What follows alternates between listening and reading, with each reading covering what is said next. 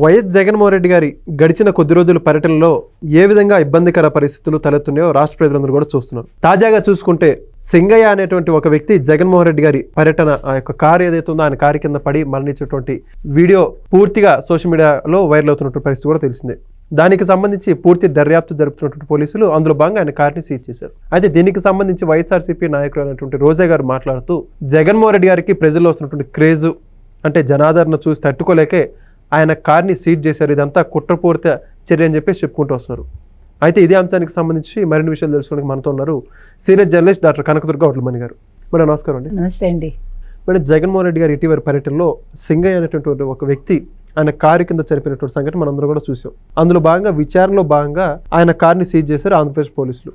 అయితే ఇది కుట్రపూరిత చర్య అని చెప్పేసి రోజా గారు మాట్లాడుతున్నారు. ఏదైతే ఈరోజు జగన్మోహన్ రెడ్డి గారి నివాసంలో కార్యకర్తలు అంటే నాయకులందరితో సమీక్ష సమావేశాల భాగంగా ఆవిడ హాజరవడం జరిగింది. అందులో భాగంగా మాట్లాడుతున్నారు. ఆవిడ ఏమంటారు మీరు ఆవిడ వ్యాఖ్యలకు సంబంధించి? ఆవిడ మాట్లాడిన మాటలు మీరు వినే ఉంటారు.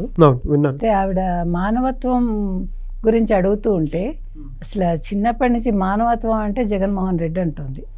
కానీ ఇక్కడ మానవత్వం మర్చిపోయిన విషయాన్ని ఆవిడ ప్రస్తావించట్లేదు.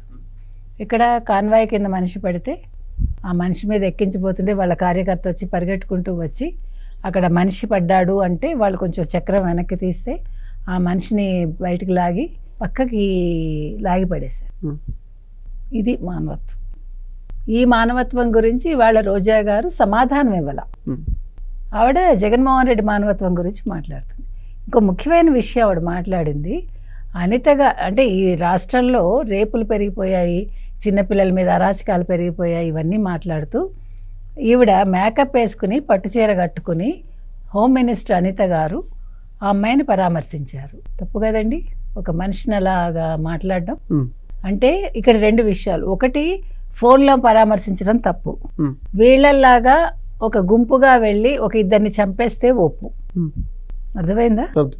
రెండోది, ఒక మహిళని నువ్వు సాటి మహిళని ఇంతకుముందు అసెంబ్లీలో మీకు గుర్తుందా చాలా నీచంగా ఆవిడ కొన్ని గెస్చర్స్ చేసింది, చాలా అసహ్యంగా. ఇదే రోజా ఇవాళ ఆవిడ మేకప్ గురించి ఆవిడ డ్రెస్సింగ్ గురించి మాట్లాడింది. మరి మీరు కూడా ఇప్పుడు మీరు గమనిస్తే కనుకైతే ఎలక్షన్ రిజల్ట్ వచ్చాక కొద్ది రోజులు రోజా గారి హెయిర్ స్టైల్ మీరు గమనించండి ఎట్లా ఉంది. తర్వాత మళ్ళా ఇటీవలి కాలంలో ఆవిడ ప్రెస్ మీట్లు పెట్టడం, అధికార ప్రతినిధిగా మాట్లాడడం, మళ్ళా జగన్మోహన్ రెడ్డి దగ్గరికి రావడం, ఇవన్నీ జరిగాక ఆవిడ హెయిర్ స్టైలు ఆవిడ కట్టుబొట్టు మారింది. ఈవెన్ డ్రెస్సింగ్ సెన్స్ కూడా మారింది. మీరు కావాలంటే వీడియోలు వేసుకుంటే మీకు కనిపిస్తుంది. మరి అప్పుడు నిన్ను కూడా అనాలా? ఇప్పుడు మీరు ఒక చిత్ర పరిశ్రమ నుంచి వచ్చారు, ఒక హీరోయిన్గా నటించి వచ్చారు, రాజకీయాల్లోకి వచ్చారు. మీరు హీరోయిన్గా ఎలాంటి నీచమైన పాత్రలు వేశారో ప్రజలకు తెలుసు, ఎలాంటి నీచ డైలాగ్స్ చెప్పారో ప్రజలకు తెలుసు. కానీ మిమ్మల్ని ఎవరు ఏమంటలేదు. ఇప్పుడు మీరు ఒక హీరోయిన్గా మీకు నచ్చిన పాత్రలు చేశారని అనుకుంటున్నారు అంతే తప్ప రోజా ఇలా చేశారు అలా చేశారని మిమ్మల్ని రాజకీయాల్లోకి వచ్చాక ఎవరు అనలే. మీరు నగర్ నుంచి గెలిచారు, ప్రజలు మిమ్మల్ని కావాలనుకున్నారు. అదే ప్రజలు మిమ్మల్ని తిరస్కరించారు. ఎందుకు తిరస్కరించారు? మీ అహంకారం చూసి. మీరు పవన్ కళ్యాణ్ని క్రిటిసైజ్ చేసింది గుర్తు తెచ్చుకోండి ఒకసారి. అంటే ఎప్పుడూ కూడా మనం అనే మాటలకి మనకి ప్రతిఫలం దొరుకుతుంది. నేను చెప్తున్నది అది. ఆ ప్రతిఫలం మంచి కావచ్చు, చెడు కావచ్చు. మీరు మంచి మాట్లాడితే మీకు మంచి దొరుకుతుంది, మీరు చెడు మాట్లాడితే అనవసరంగా ఖచ్చితంగా మీకు చెడు వస్తుంది. తర్వాత మీరు నగరి మహిళలని మున్సిపల్ కార్యాలయం గేటు కూడా తాకనివ్వనన్నారు.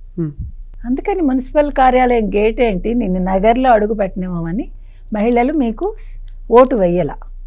ఇవాళ మీరు వచ్చి అనిత గారి కట్టుబట్టు గురించి ఆవిడ మాట్లాడిన విధానం గురించి మాట్లాడటం తప్పు.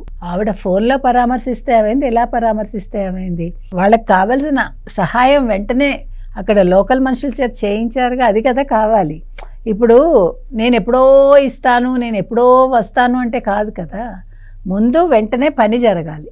ఇప్పుడు ఒక చోట యాక్సిడెంట్ జరుగుతుందండి అనుకుందాము, అంటే జగన్మోహన్ రెడ్డి వస్తే కానీ మీరు అక్కడి నుంచి ఏది కదపడానికి వీల్లేదు, ఆయన వచ్చి పరామర్శిస్తే కానీ అంటారా ఎవరైనా? అక్కడ ప్రాణాలతో కొట్టుమిట్టాడుతూ ఉంటారు, కొంతమంది ప్రాణాలు పోతాయి, రకరకాలుగా ఉంటుంది అక్కడ సిచ్యువేషను.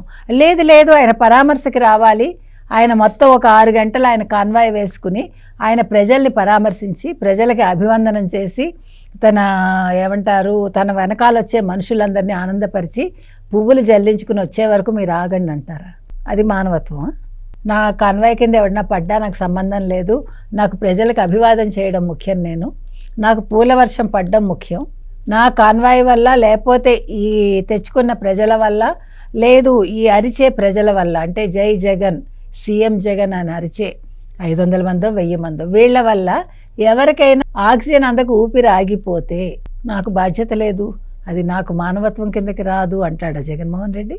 అన్నాడు ఇప్పుడు. కాబట్టి వీటి గురించి మాట్లాడండి రోజా, వీటి గురించి మాట్లాడండి. అనిత గారి కట్టుబట్టు గురించి వ్యాఖ్యానించకండి. మీరు క్షమాపణ చెప్పాలి. మీరు ఒక దళిత మహిళని ఇక్కడ కించపరిచారు. ముఖ్యంగా అది మీకు ఇష్టమైనప్పుడు మీరు దళిత రాజకీయాలు చేస్తారు, మీకు ఇష్టమైనప్పుడు మీరు క్రిస్టియన్ రాజకీయాలు చేస్తారు, మీకు అవసరం లేనప్పుడు సింగయ్య లాంటి వాళ్ళు ఒక దళితుడిని ఒక క్రిస్టియన్ని మీరు ఈడ్చిపడేస్తారు. పైగా 10 లక్షలు ఇచ్చామంటారు. అంటే ప్రాణం ఖరీదు 10 లక్షలా మనం అడుగుతున్నాం.